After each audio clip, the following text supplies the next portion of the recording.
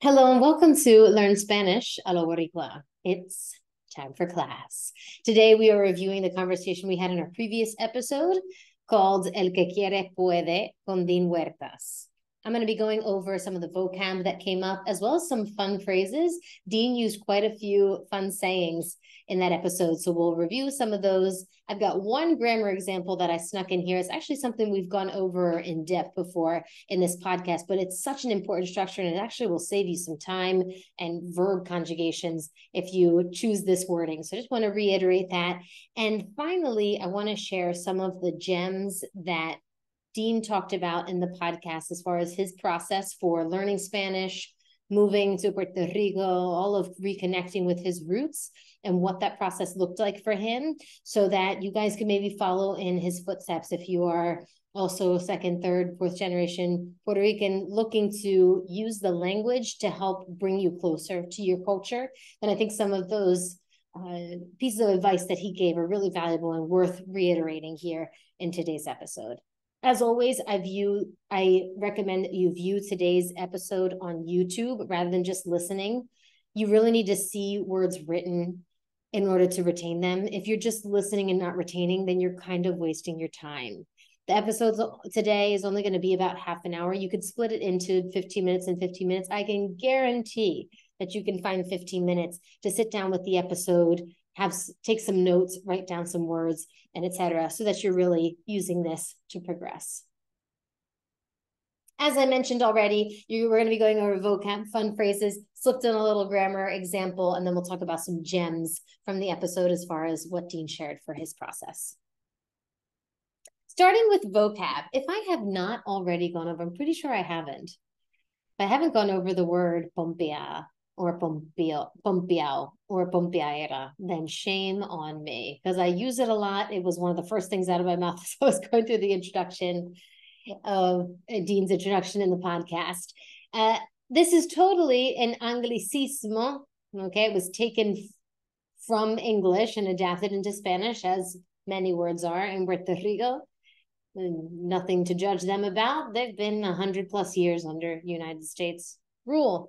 So that's why these things end up happening. This is to be pumped about something. Pumped, excited. I feel like this is used even more than excited is used to express excitement. Valga la redundancia.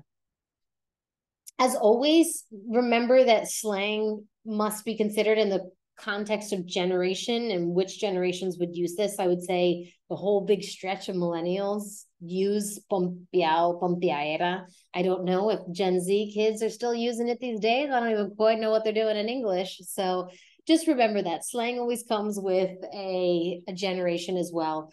Slang changes generation to generation, but pompea is very common. I would say definitely millennial and probably extending a bit on. I'll confirm that with Alfredo. You'll see here, this is the image that I took when I typed pompea into Google. It's used in marketing here and etc. Here's a McDonald's sign here. Tu lunes viene pompeado. So if it's feminine, if you yourself are a girl, or if you're referring to a girl being pumped, excited about something, it's going to sound like pompea.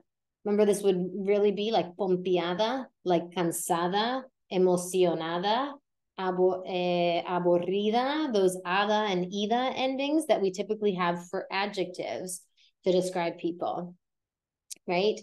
So in El Caribe, in Puerto Rico, and in parts of Spain, the D is dropped. So that's why it just sounds like pompea instead of pompeada, pompea. Or for masculine, that would have been originally pompeado, but that D is dropped, so it sounds like pompeo.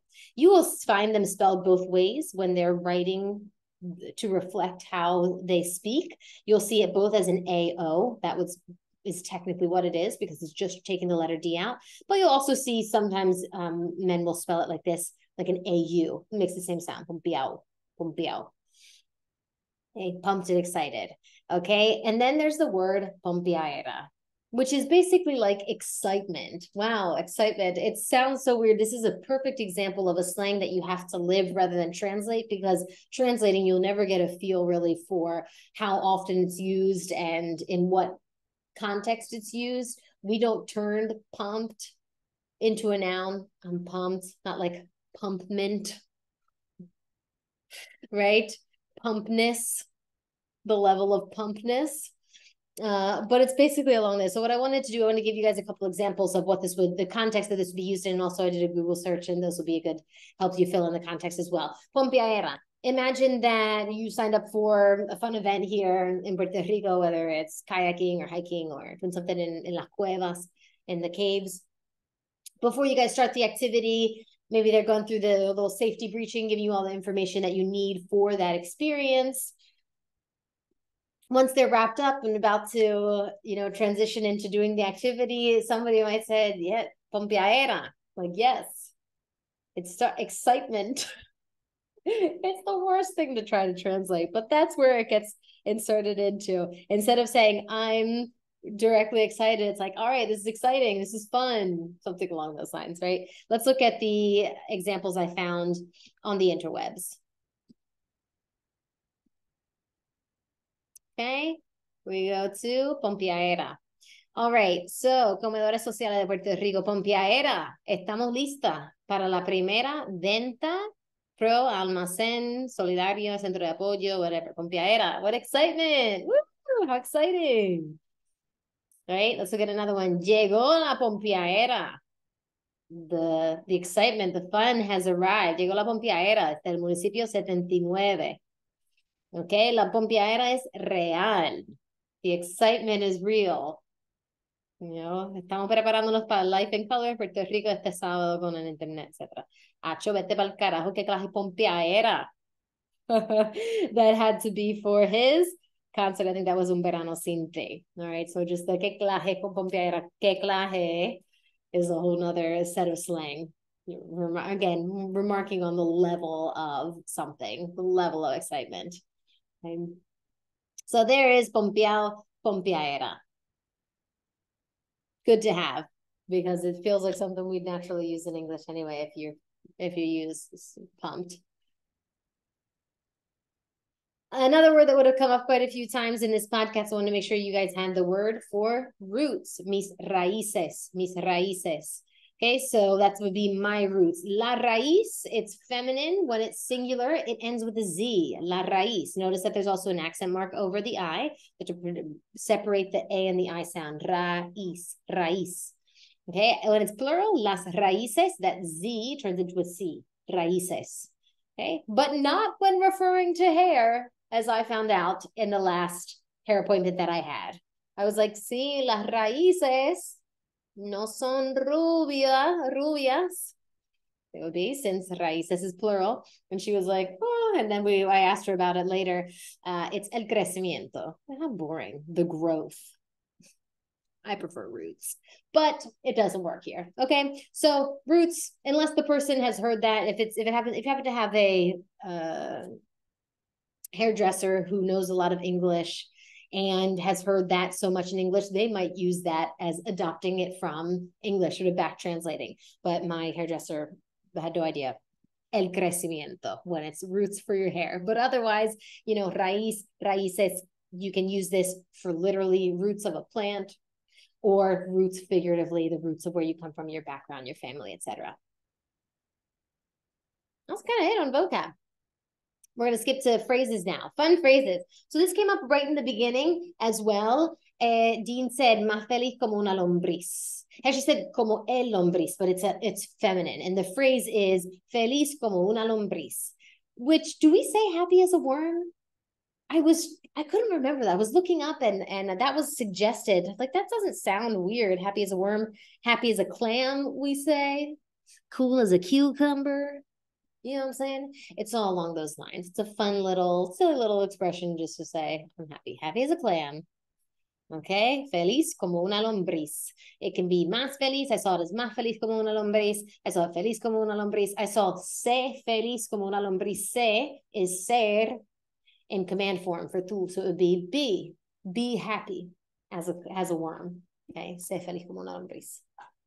Fun one. All right. El pan de Dios. So Dean used this in the context of talking about when people come to Puerto Rico and la humildad, the humility that you need to have, being humble, being open to learn, recognizing that you don't know everything.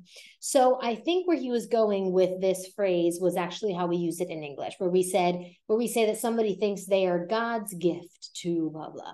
He thinks he is God's gift to basketball, right? Or he's God's gift to humanity, whatever it might be. I think that was the intention he was wanting to use this phrase in, but that's not actually the translation of it in Spanish, okay? El pan de Dios, or to say that somebody is un pan de Dios, is to say that they are like an angel. They are a kind, generous person, a lifesaver, un santo, they are a saint. So un pan de Dios is a compliment towards somebody that they are a very good person, very good heart. All right. What he might be, I believe in the context, and it was what I heard 100%. I don't know if I wasn't that familiar with this phrase. I've definitely heard it, but never looked it up.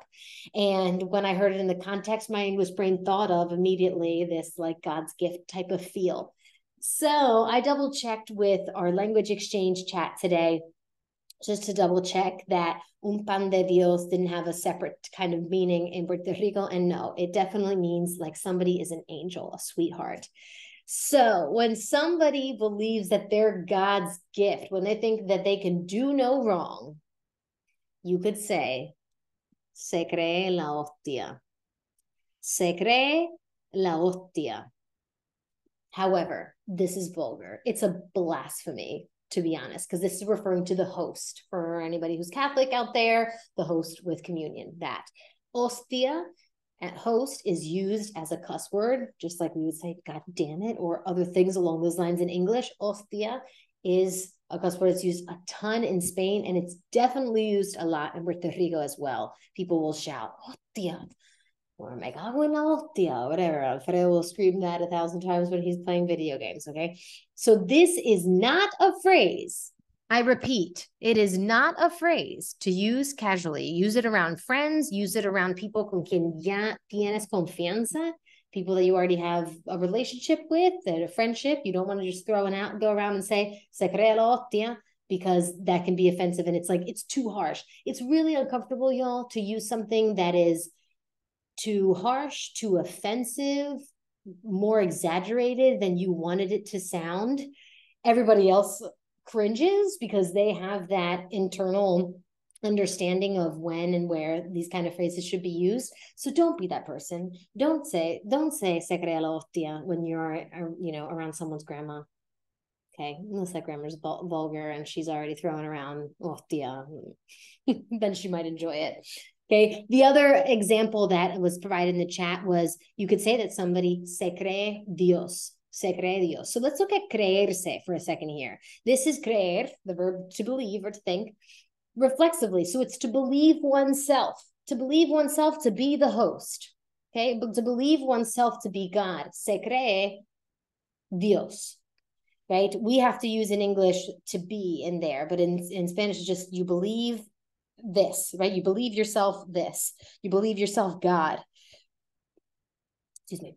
And I remember I've used this before when I'm joking around. I like to sing and I would say, me creo cantante. I like to think I'm a singer. Basically, I can say me creo cantante, me creo blank, to say it has the feel of, and we in English would say, I'd like to think I'm this. I'd like to think I'm a singer, right? I think I even saw Chente use this, Chente Irak. If you guys don't follow him, the huge Puerto Rican creator, I think at one point he put, me creo comediante. Right? I like to think of myself as a comedian. He did stand-up shows. He's definitely a comedian, but, he's being humble about it. I like to think I'm a comedian. Me creo comediante. Me creo cantante. Se cree la hostia. He thinks he's the shit, basically. Know that se cree la hostia because we don't use host as anything in English. Think of it like saying he thinks he's the shit, and know in which occasions you would use someone thinks they're the shit and which ones you wouldn't. Right? Great one to have.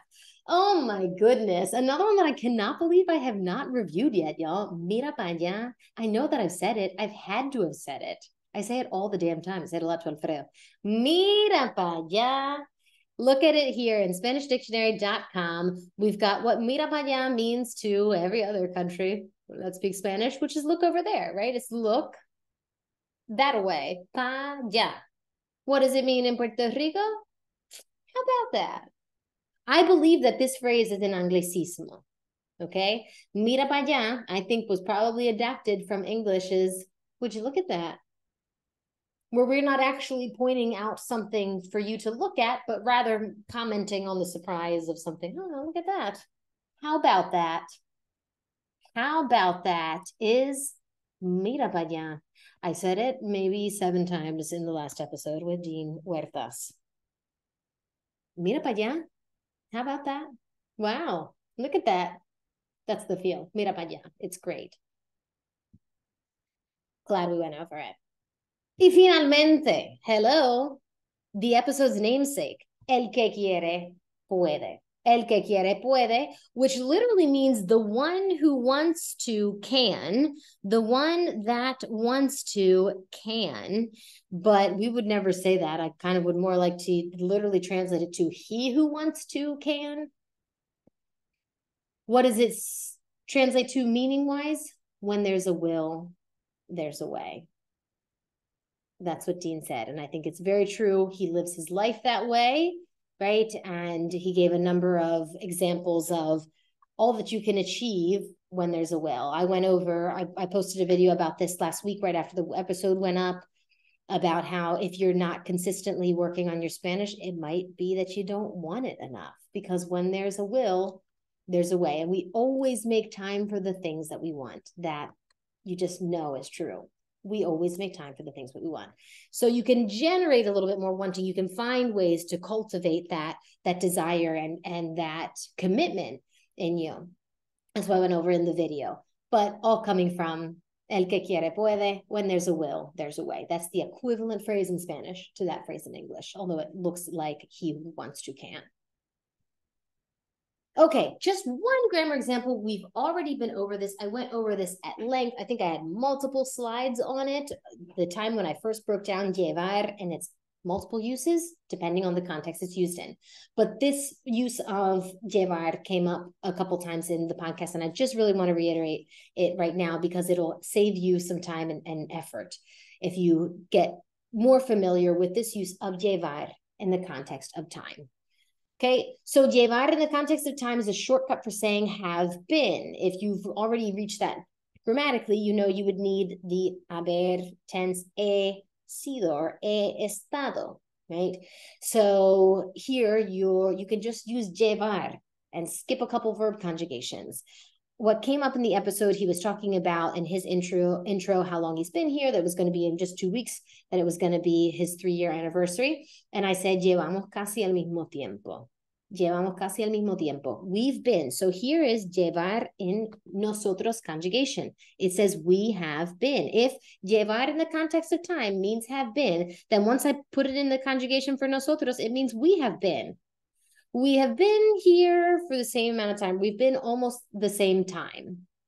Been here. The here is implied, right?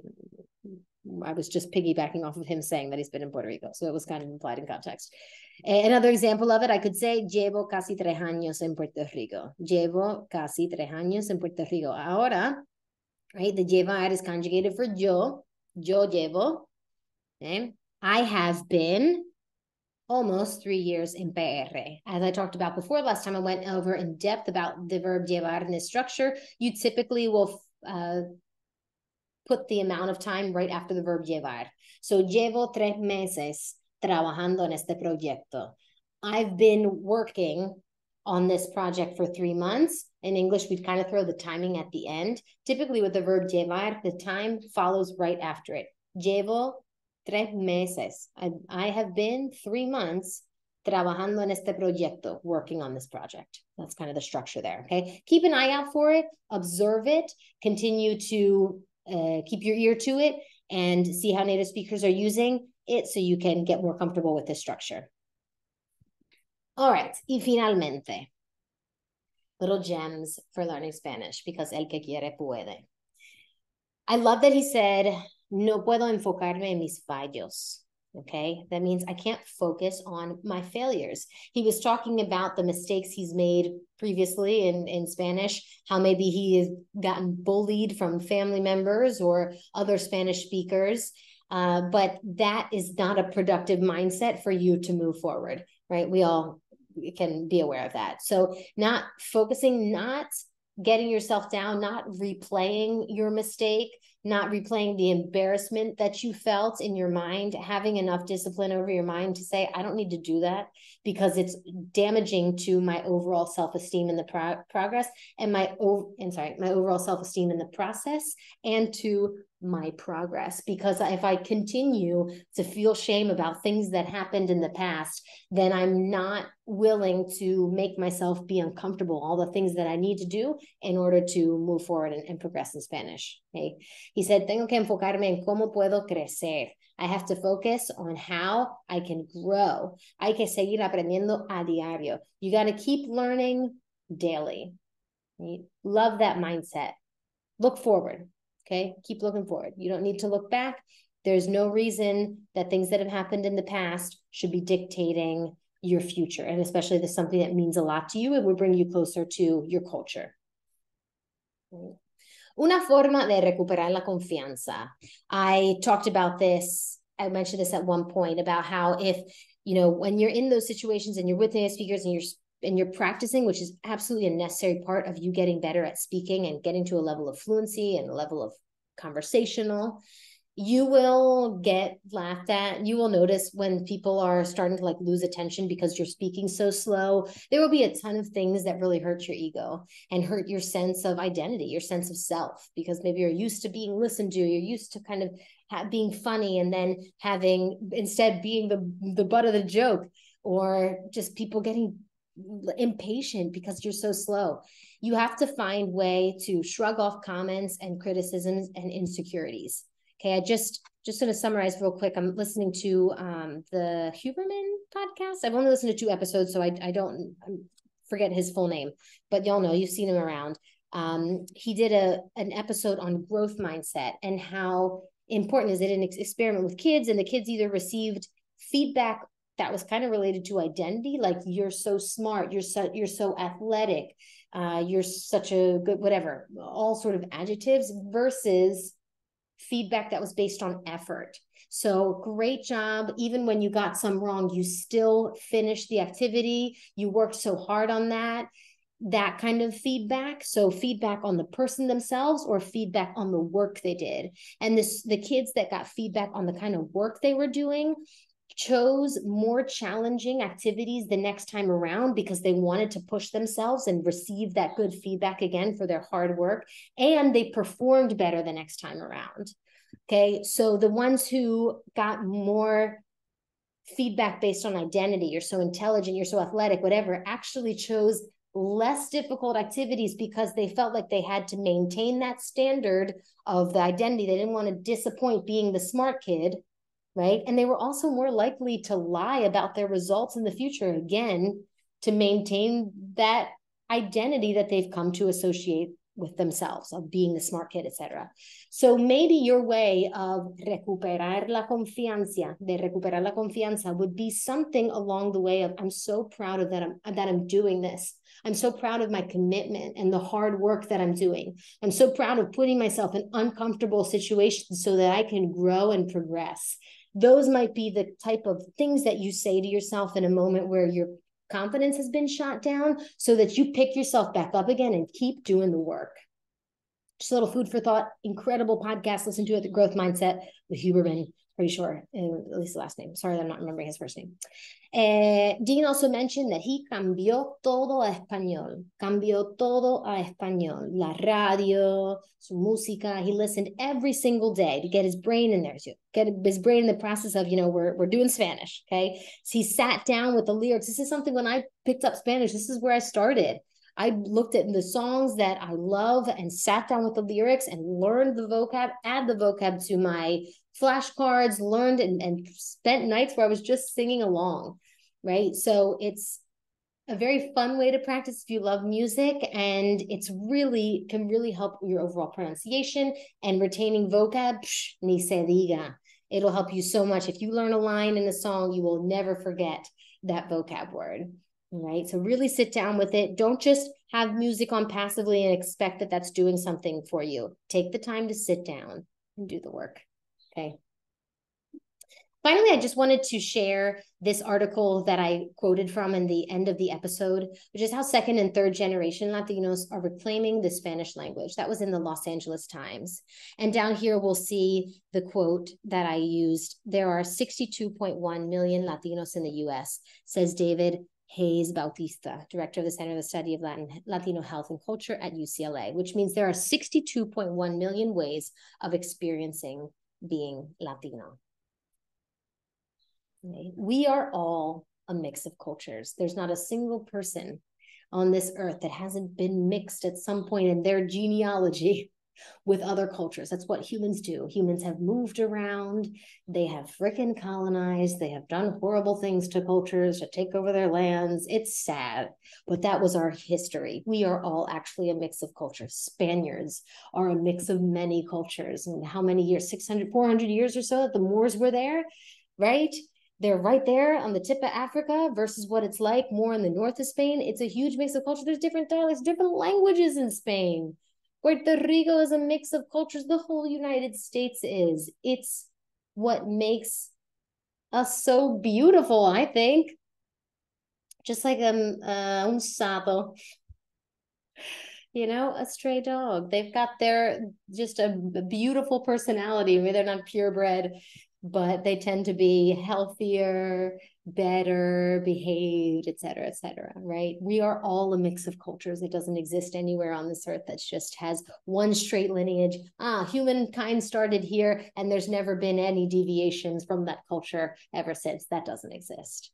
We're a mix of cultures. Don't be ashamed of your mix of cultures. It's really pretty amazing for you to be able to integrate those different facets of who you are and what is your culture. All right, everybody. Thank you so much for listening. Follow me at Carrie B, KERYBE_ on Instagram, YouTube, TikTok. As you guys know, we have our Patreon page where we are creating transcripts for the episodes, our conversation episodes. We appreciate your support so much. Hope you guys enjoyed this episode, and I look forward to seeing you la próxima vez.